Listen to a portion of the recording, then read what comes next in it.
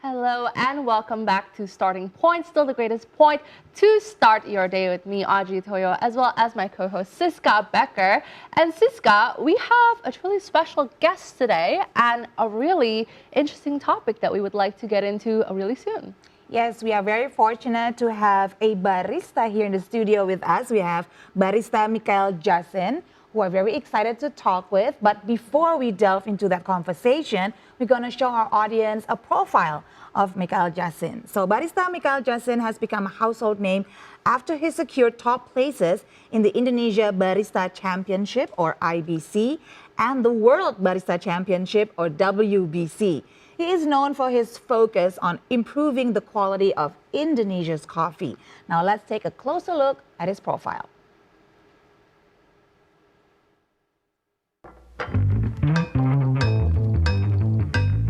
Mikhail Jasin started his career as a barista during his university years in Melbourne, Australia in 2012. He returned to Indonesia in 2017 and built SSG Coffee Company. Since then, Mikhail has been working on enhancing the coffee flavors and aroma. His tenacity has earned him awards with various national and international championships, including the 2019 World Barista Championship in Boston, the United States, where he won a place in the top 4.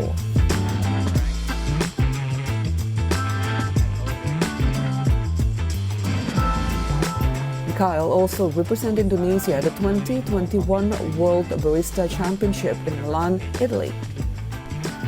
In the event, he competed against participants from 9 other countries and cracked to the top 7.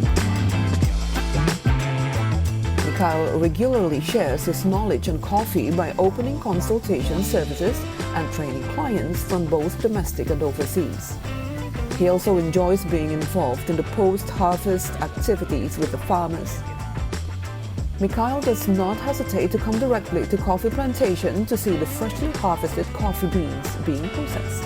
Dan biasanya karena si gelasnya itu lebih lebar atau dia juga agak lebih tinggi, si foamnya agak lebih tipis sedikit dibandingkan si cappuccino. Jadi kalau cappuccino 1 sampai 1,5 cm, latte biasanya.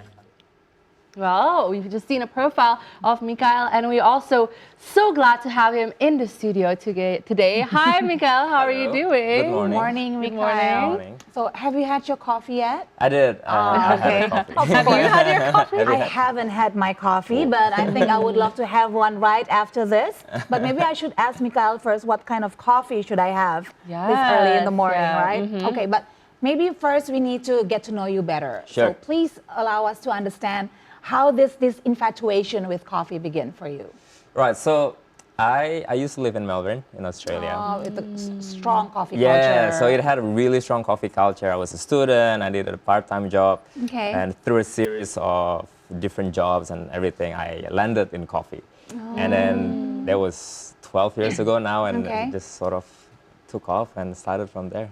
Yeah. Wow. Okay. What was it about coffee in particular that made you so interested that now you've really pursued that? I think in the beginning it was more because everybody was so welcoming. You go to the coffee shop in the morning as a customer, and then the barista Okay. say hi to you, and you Yeah. make small talk, and it's always a very welcoming experience. So Okay. that's how I started liking it. And then Okay. as I became more serious in the industry and started working in it, I also find that sort of goes beyond the coffee shop. So that warmth Yeah. sort of translate from the farm level all the way down to the customer level. Okay. That warmth is still there, and the sense of community is very strong. So that's why I stay in coffee. I like coffee because of that. Yeah. Not only community, but it's a whole ecosystem, right? Yeah, and for there's sure. a big industry behind it as well. But I'm curious, actually, I want to know, what did you learn in Melbourne when you were studying there? So it had nothing to do with coffee. Wasn't coffee studies. My undergrad was psychology and cinema studies, so I did a double major. wow. And then Okay. my postgrad was marketing. So it had nothing to do with coffee, but Okay. now I applied whatever I learned Yeah. in those years into coffee. Still useful. Yes, super right? useful still, yeah. And then how did you train to be a barista? How did that go about? Well, I started just working in a cafe just all over the place. I was in the kitchen, I was on the floor, and then In Melbourne? Yeah, and then eventually I started being a barista. Okay. They taught me how to make coffee and everything, and then after 5-6 years of being a barista, I started going beyond the coffee machine and the coffee bar. So I started working with coffee farmers. I Okay. started processing coffee on the farm level and also doing a bunch of different things that is not strictly behind a coffee machine. Yeah. Wow, that is Interesting. really interesting. You started working with coffee farmers in Australia? No, that was when I went back to Indonesia. Ah, But Australia do have coffee farms these days. Okay. Yeah, up in the Alright. north. Now, because of climate change, the world is a bit funny now that you can start Alright. growing coffees where you used to not be able to Yeah, grow you coffee. normally Yeah, wouldn't. so yeah. Okay. It's, Wow. Yeah. Now, being from Indonesia, in Melbourne, studying about coffee, were that the place where you found your love for Indonesian coffee in particular, where you learned that Indonesia actually has so much potential when it comes to their coffee? Great question. I didn't think about it that way. But obviously, being an Indonesian and people know that I come from Indonesia, Yeah. they ask about Indonesian coffee. Yeah. So it's funny because initially I learned more about Indonesian coffee from non-Indonesian people Okay. in Australia. Yeah. Because then, I did From drink coffee coffee in enthusiasts. Indonesia. Yeah, Yeah, I did drink coffee in Indonesia, but I became serious coffee professional in Australia, right? So Okay. my first exposure to better Indonesian coffee was overseas. And then when I came back, Yeah. then I started realizing that we had so much potential Okay. and the country is so big, you have these different coffee origins within the origin. Yeah. So yeah, it's, coffee from Sumatra is vastly different than coffee from Timor or from Okay. Flores or from Bali. So yeah, it's very interesting to delve into Indonesian Okay. coffees. Yeah. What Yeah. causes those differences? Climate, soil, everything? Yeah, everything. So the concept of in one they call it terroir, right? So Okay. it's a concept of climate and then the weather, the elevation, the people, the soil, everything Okay. sort of contribute to that difference in flavors. Yeah. When you started working at 2012 Yeah. and until now, do you see that there has been a big impact or a big difference between how those things work back then and now? In terms of the coffee flavors? Yeah, or- in terms of, because you said there are several factors impacting these coffee in different Yeah. regions, right? Yeah, well, some were impacted in a better way, some were impacted in not so good way.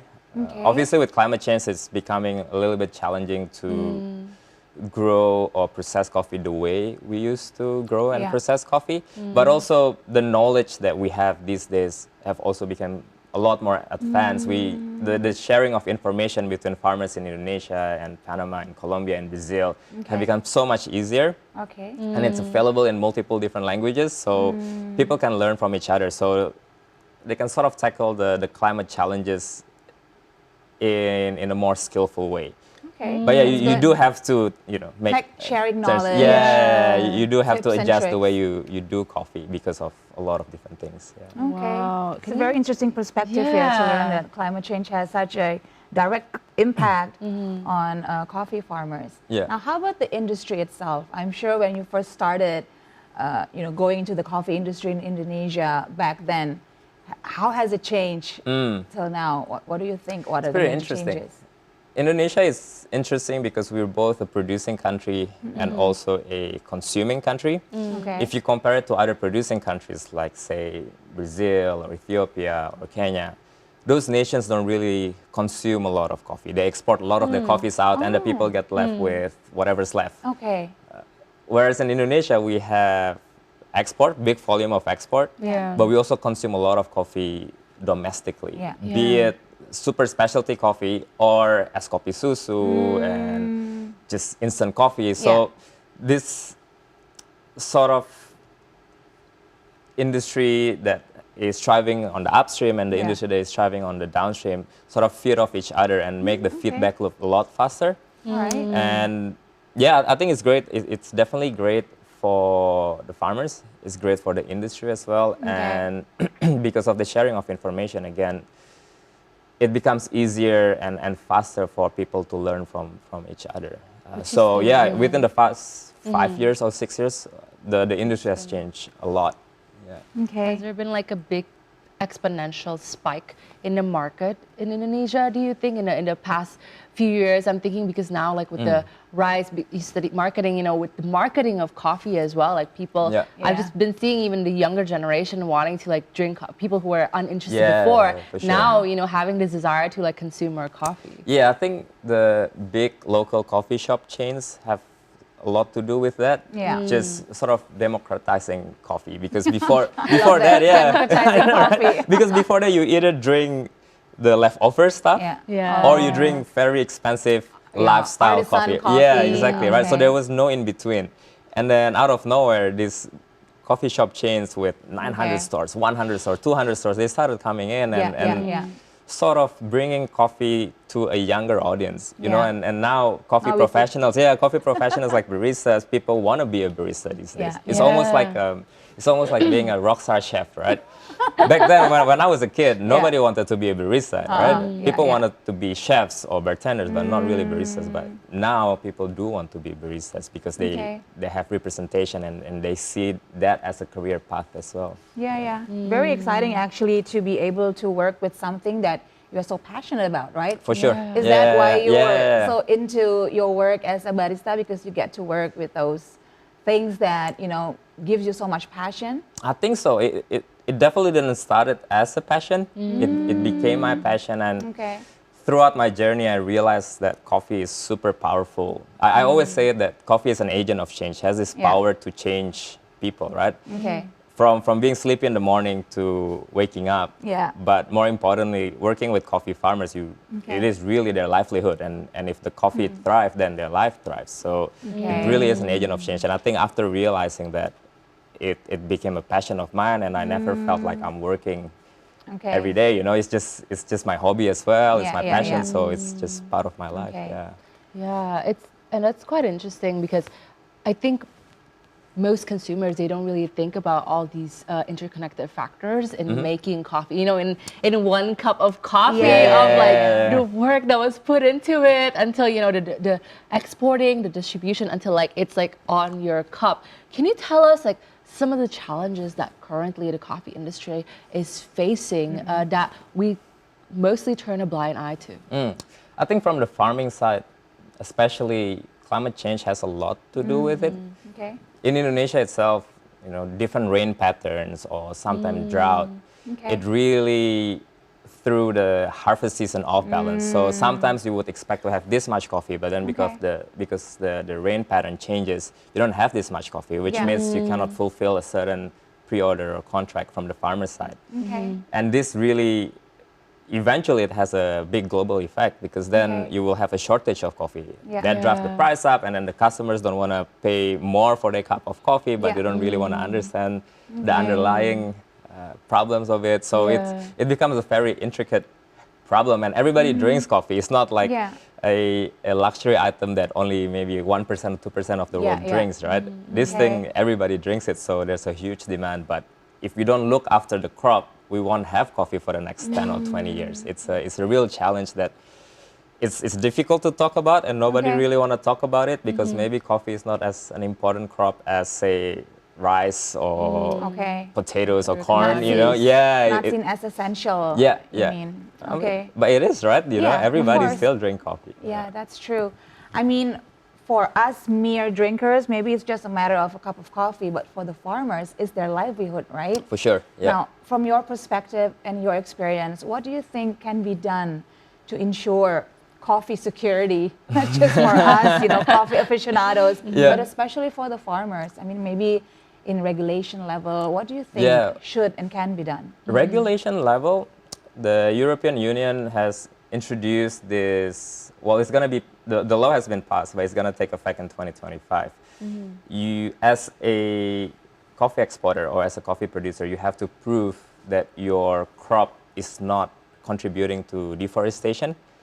So, because a lot of the climate change also happens not just because of coffee, but because of a lot of other things. Okay. So, but coffee is a commodity and it's planted in a lot in a lot of the regions, they're also planted within the same ecosystem as a rainforest. So yeah, say Indonesia is pretty good because then Okay. a lot of the farmers intercrop their plants. You know, they plant coffee, they plant orange, they plant durians, things that they can sell as well. Yeah. But in certain countries, they only plant coffee, and when you start doing monoculture, your soil suffers because then it only takes a certain amount of nutrition from the soil, Okay. and not other things, and not replenishing it with other things. So, Yeah. Okay. so regulations like that make sure that at least when you do have coffee, but also you reforest the area so Yeah. that you don't contribute to a Okay. bigger carbon dioxide. So I guess that's more on a global level. Yeah. But also on a customer level, you can buy better coffee. Coffees that, as a customer, right? You can be coffee. more educated. You Yeah. buy coffee Right. with a traceability that where you know it where it comes from, and that is okay. purchased at a fair price for the farmers. And Okay. if you can, buy local coffee, because then Buy local. buy yeah. local coffee because it supports the local economy, but also it doesn't have to travel as far, right? Okay. Which means that the carbon footprint is not as big. It Yeah, doesn't have to yeah. fly all the way from a That's different part true. of the world, Yeah. or grown here but roasted somewhere else, and then Yeah. get re-imported back here. So Yeah. things like that. And we'll be truly supporting local farmers. Yeah, for Yeah, sure. and making a real impact to their lives as well. So that's interesting. You said that buy better coffee. Yeah. So in your opinion, Mikhail, when you are buying coffee, what are some of, as a professional barista, and Yeah. someone who's been in the industry for a really long time, what are some of the things that you take into considerations? Like Sure. you walk in a shop and you, Yeah. read all the labels. Like, Yeah, we want to know. Or when you order. Yeah. Well, I guess I'm an outlier because then my experience will be very skewed because I'm in the industry, and Okay. this is really my thing. But I still do buy from big chains, especially when I travel or it's early in the morning. Like this Yeah. morning, nothing was open. I had to buy from a big chain. Yeah. But it's okay. But again, as a customer, you can be more educated and start looking at the packaging a little bit more, or Okay. trying to see where that coffee comes from, right? So things Yeah. like local coffee, or normally the more that you know about that coffee, or Okay. the more that you can see in the packaging, Okay. that means the coffee is more traceable. So instead of saying just say coffee, it can say Indonesian coffee. So that's a little bit more traceable. And then okay. below that level, you can say Indonesia, but from Gayo. Yeah, and then if it's from Gayo, if it mentions a farmer's name or a village name in Gayo, that means it's even more traceable. It's bought from a family, not a big corporation, but it's from a family. So normally when I go into a coffee shop, I try to buy coffees like that.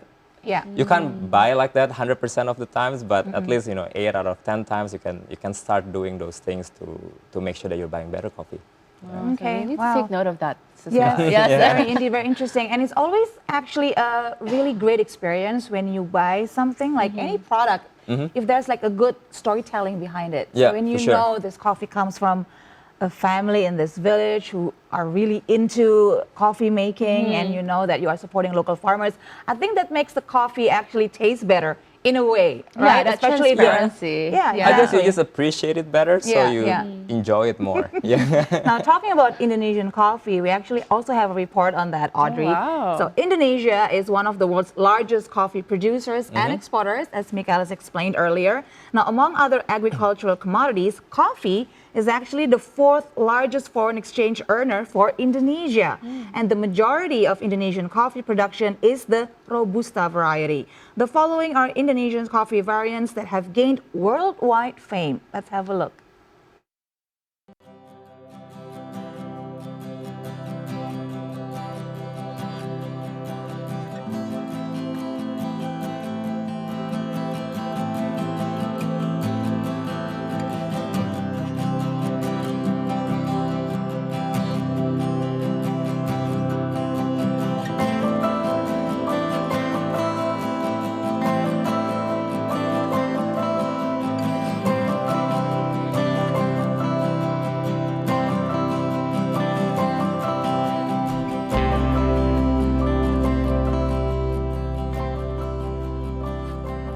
So many varieties from all over Indonesia, like you said, Mikhail, from the western tip to the eastern tip. There's something for somebody, for everyone. For sure, Right? yeah. Now, out of my curiosity, I mean, not to be a coffee snob, but I would like to know. I mean, Mikhail Yasin seemed to be the person when you ask him, how do you take your coffee? He takes his coffee very seriously, right? So I would like to know just what would be your perfect cup of coffee? Maybe for the time being. Sometimes Yeah, it yeah. changes, right? Yeah, yeah. Depends on the mood or whatever. Like right now, what is your A lot of the favorite times cup of coffee? I drink black coffee, so Okay. and filtered coffee, because then when you drink filtered coffee, it's normally a little bit larger, so you can sip it throughout the day rather than a small espresso and then you drink it and it's gone in like Yeah, 20 yeah, seconds. yeah. You know, you take it for the caffeine hit. Yeah, yeah. So yeah, normally I drink filter coffee and the region changes depending on the season and what's freshest at the moment. All right. Yeah, Okay. things like that. So yeah, black coffee it is. So just to tell you a little story that happened to me when I was in Melbourne a few years back. I went to one of the coffee shops. I forgot what its name. I think it's in Market Lane. Yeah, I think. yeah. And then like I asked for sugar, right, to the barista, and the barista gave me a death stare. Oh, shook us. Yeah. Would you believe that? And I still want that sugar. The nastiest side eye. Yeah, but there's a lot of people. Yeah, who but you shouldn't be actually- ashamed to. Right. Yeah. I mean, a lot of people in Indonesia, they are coffee drinkers and coffee aficionados, but they like, you know, the es kopi susu For gula sure. aren. Yeah. What do you think of that phenomenon? I mean, you have the people Yeah. who really appreciate the original taste of the coffee, Yeah. but then you also have this mass of people who like their coffee that way. Yeah. What do you think of that? I think most of that comes from the passion that the baristas have, especially in Melbourne. They take their art very Yeah, seriously. they take their coffee very seriously. And a lot of them, yeah. Now we know. A lot of them spend years and years trying to perfect their craft. So they get a little bit offended when people don't drink the coffee their way. But Okay. I don't think that's a good way of introducing your product or your Okay. art to Yeah. the people, right? Because then if more people drink coffee, then everybody wins. That's So true. if you're trying to become exclusive or you're sort of shaming people for not drinking the way you drink your coffee, judge me. then yeah, you're not helping your own cause, right? So yeah, I think as long as people are drinking coffee Okay. and you cannot start at the highest level of coffee, you start at the most Yeah. comforting way Most of drinking coffee. enjoyable in your If it's term. sugar, then it is sugar. If it's warm or is it cold, then it is Okay. cold or warm. Or if it's dairy milk or is it plant-based milk. As long as people are drinking coffee, Okay. I'm all for it. And Yeah. then slowly because you can never, well, once you start drinking better coffee, you will not downgrade your coffee, right? Okay. Yeah, yeah. You know, That's true, yeah. if you start drinking better coffee, you wouldn't go back to the other coffee. You Yeah. just level up. So Yeah, because you've had the taste of that good coffee. so normally baristas Yeah. like that are, because they're very passionate people, they Yeah, don't mean yeah. it in a bad way, but they just communicate it differently. Defending Melbournians. Okay, okay. Wow. Now let's talk more about being barista. I mean, like you said before, it is now becoming more of a popular profession. A lot of Indonesians are now pursuing to be baristas. Now, Yeah. maybe first tell us a little bit more about your experience in the World Barista Championship. Sure. Yeah. What was that like? So it's funny, as coffee professionals, or as baristas, we have our own world championship. So it's like a World Cup in soccer. Okay. In soccer, it's every 4 years. Yeah. In coffee, is every year. So the coffee industry has a governing body. It's based in the US and in Europe. And then they have chapters, national chapters all around the world. So to be able to compete in the World Championship, you have to win your national chapter first, and then you compete in the world. So you compete against, alongside 50 other national champions Okay. in that coffee competition, and then the top 6 get into the final, and then you try to do your best coffee. It's quite Is it interesting. intense? Yeah, it's very intense. People are so passionate Yeah, about it. it's- Picture the pressure as Yeah. well. Yeah, it's like a TED talk because you do have 15 minutes, but you have to make 12 drinks in that 15 minutes. Wow. While at the same time, you have to present your idea, your innovation. Yeah. A lot of the things that are presented in World Barista Championship end up becoming an industry standard, or it changed the industry in a much better way. So, Okay. well, we take it very seriously because we've Yeah. seen it impacting the global coffee industry in a positive way. So yeah, it is very intense, but also at the end of the day, it's a coffee making competition, right? It's not Okay. that serious. Alright. Yeah, we just take it seriously. So Indonesia, is it seen as more of a competitor now in those Yeah, for championships? sure. It's great. It's been a very great few years. I was the first Indonesian to make it to the final in that discipline. We have Okay. 8 different disciplines.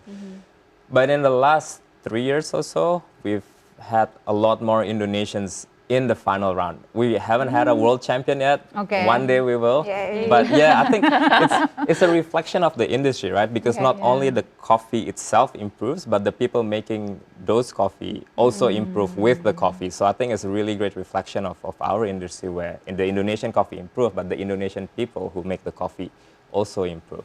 Yeah. Can you walk us through the preparations that you did for Yeah. this? You were the winner of the Indonesia Barista Yeah. Championship and now the World Barista Championship. Like, how do coffee professionals prepare? Do you just start smelling coffee every day? Yeah, Like, yeah, yeah. like Yeah. what are there are any physical preparations Yeah, yeah. you need to do? Well, so you have 8 different disciplines. There's one that only scores the latte art. There's one that only tastes the coffee. The one that I did is the main one, where you really have to do everything. You present your idea, and it has to be innovative, and it has to Okay. be not life-changing, but it has to have a positive impact to the industry, right? So you Yeah. do have to Okay. do a lot of research behind that. All right. On top of that, you have to have your technical skills where you have to know how to make coffee. And when you compete alongside other national champions, everybody can make coffee, right? Yeah. Yeah. So you also have to source the coffee yourself. So you work with farmers. Okay. A lot of the times these champions, they work with farmers directly. And with coffee, you only have one harvest a year. So sometimes this work takes multiple years because then Okay. you try something this year and then you can only try it again next year. Wow. Yeah, That's so challenging. it takes a Yeah. while, and then a lot of the barista champions or the barista competitors, they started approaching this like a professional athlete. So a lot of us we work out, we try to run, we try to do a lot of see. things to not only excel in coffee making, but Okay. also prepare our body, our mental state to be able to Yeah. compete at a At high that level. level Yeah, as it's well. almost preparing like a.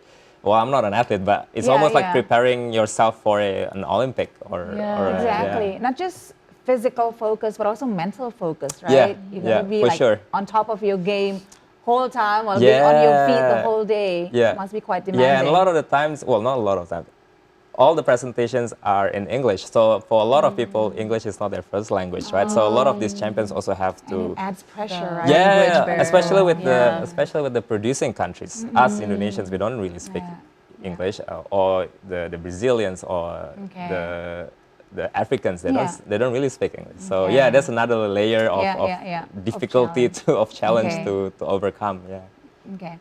Now go back to the climate change issue. You've explained thoroughly actually before about how climate change have affected the coffee industry, but I want to know when you converse with all those other baristas at the World Championship, and you mentioned that all the baristas need to present their ideas, Yeah. on how to present their best coffee, and sometimes it's got to do with coffee sourcing, how to work with farmers. Does that mean that climate change has also been a commonalities between all, the issues that are faced by baristas everywhere in the world? Is Yeah. that talked about by Yeah. the fellow baristas? For sure. The type of coffees that we use in the World Championships have also changed because of climate change. So with coffee, you have varietals, right? So say in wine, you have Pinot Noir, Pinot Blanc, or Cabernet Sauvignon, Okay. all those different grapes. In Yeah. coffee, we have similar things. Okay. So some of those varieties, they don't really grow as well anymore because of climate change. Okay. So a lot of the work that has been done behind the scene, be Yeah. it at the World Championship level or agricultural level, is trying to find coffee varieties or species that can withstand the climate challenges. And the climate challenge for each country is different. Yeah. So Yeah. Brazil, their challenge is drought and cold weather. In Indonesia, we don't have cold weather, but we have heavy rainfall or just drought. Yeah. There's no in between. So you have to be able to pick and choose what kind of coffee that can grow well Okay. in your terroir, in your country. Yeah.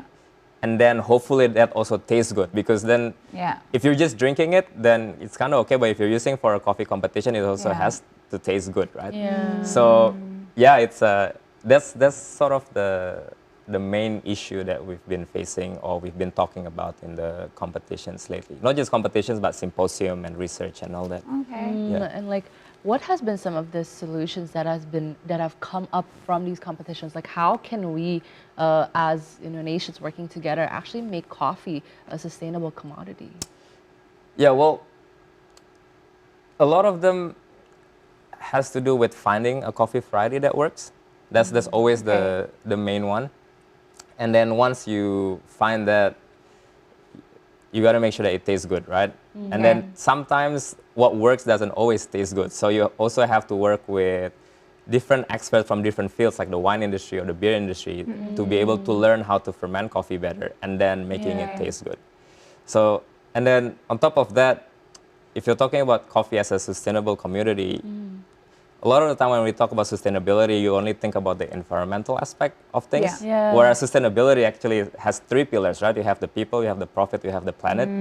So people only think about the planet most of the time. You don't think about the people who are growing this coffee. Okay. Yeah. The problem with Indonesia is mainly the coffee farmers are getting way too old to be farming coffee. They're all 60-year-olds, 70-year-olds, because the kids, they don't want to go and be a farmer. They want to go to Jakarta and I don't know, be an influencer or something. Okay. YouTubers. Yeah. Which is fair because their parents work really hard so that Yeah. the kids don't become coffee Yeah. farmers Yeah. because Yeah. it's not seen as a cool or as a money-making job, Yeah. right? Yeah. But I've seen people my age or even younger who has started going back to the farms and taking over their parents' Oh, that's encouraging. Yeah. parents' farms to do something because Yeah. then they get inspired by all these things globally. They want to go back and actually make something with their family heritage, right? Yeah. Yeah, so, and then the last one is the profitability. You have to make sure that the coffee is still profitable, be it through Okay. processing or be it through selling at a better price, processing it better so that it becomes a sustainable commodity in the end. There needs to be like a holistic approach. For sure, that it's can not a cover job all for the one person. aspects. Yeah. Yeah. Sustainable not just for the environment, but sustainable for the economy Yeah. as well. And the community, For the yeah. people. Well, yeah, I'm thinking about the longevity of the coffee farmers because you mentioned like how yes, the children don't want to do them anymore. Let's just say that there's a scenario where the coffee farmers are getting older and now there's like a shortage of coffee farmers. Then, like I'm thinking, what's the solution to that? Because with other, let's just say, fruits or stuff like that, some of them have like GMOs or they're starting to make them in a way that like people don't have to be completely involved in the process. Is that possible with coffee as well? Yeah, well, mechanizing it is a big part of making sure that we can harvest coffee better. But the challenge with Indonesia is our topography is very hilly and there's a lot of mountains.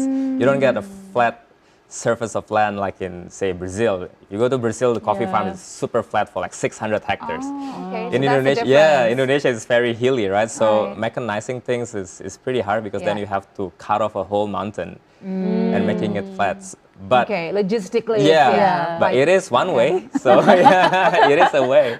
So, Okay. but it will be expensive. It will take a lot of time. So Yeah. I think for us, it's really just trying to make sure that the young people actually go back and Yeah. start doing things at the farm level. Okay. Using their years of experience in the bigger city, or Yeah. a lot of them actually have gone overseas, either through scholarship or their parents can actually pay for their university overseas. Yeah. They can come back and bring this worldly knowledge and apply it to the local challenges, right? Because Yeah. then what works here might not work in other country, what works in other country Yeah. might not work here. Okay. Yeah. So So probably like a fairer competition for the farmers and more security would also help Yeah. the Yeah. farmers to be more competitive, especially with all the foreign brands coming in and all the big chains. That would actually help a lot, right? Okay, maybe last question before we let you go, Mikael. We've been talking nonstop about coffee, and I'm sure there are a lot of viewers out there who actually, like you said before, would love to become a barista. Maybe we have an Indonesian world champion one day, someone who's watching. Maybe you can for sure. give them some tips and tricks on how they can improve their skills Sure. on becoming, world quality barista. yeah, I think as I mentioned before, coffee is an agent of change. and it really has this power to change life. It changed my life. From a non-barista champion to after winning the barista championship, it really changed my life. So I think the message is, no matter how small your contribution is in the coffee industry, be it just drinking coffee or starting somewhere, just keep doing it, and then eventually you'll be there. But put in the hard work, of course. Put in the hard work. Yeah. There you go. It doesn't happen instantly, No, right? no, It needs takes a hard while. work. And I think there's a lot of learning to do as well, right? Not just Yeah. about coffee itself, but like you said, so many aspects involved in the coffee industry, from the farming, and then you got to learn about the environment as well, and the industry and marketing and everything about that. That would help as well, right? Yeah, for sure. It's and maybe you like coffee and you don't want to be a barista, but you can still help by consuming better coffee, or you market Indonesian coffee better. And everybody has a voice and a part to play. All right. Wow. Okay. Truly democratizing coffee. I think that's the mission of Mikael Jasin this morning. Yes, and I'm sure that you're also a role model for coffee professionals everywhere who hope to be as involved in the industry as you are, and also make the impact that you're making. Yeah. Mikael, thank you so much for Yes. coming Thank you so much for today. having me. Thank you. Thank you. And as much fun as it has been talking about coffee, I think it's about time we drink coffee. It's about time. Yes, indeed, Siska. So maybe we wrap it up. Audrey, once again, thank you, Mikael Thank you Jasin. so All much. the best for your future endeavors in making Indonesian coffee more accessible to more coffee drinkers in Indonesia. Sure. Thank you for coming in. Thank you. Thank you, Audrey, for being with me on this national holiday. It's been great so far, and maybe we're going to wish our viewers a happy long weekend Yes. if they're planning to go anywhere. Don't forget to drink local coffee. Don't forget to drink local coffee. There's plenty of spots in Jakarta and beyond. And yes, very glad to be here with you again, Siska. And stay tuned, because we'll be back again tomorrow at 8 a.m. for Starting Point. Thank you for watching, and for now, goodbye. Bye.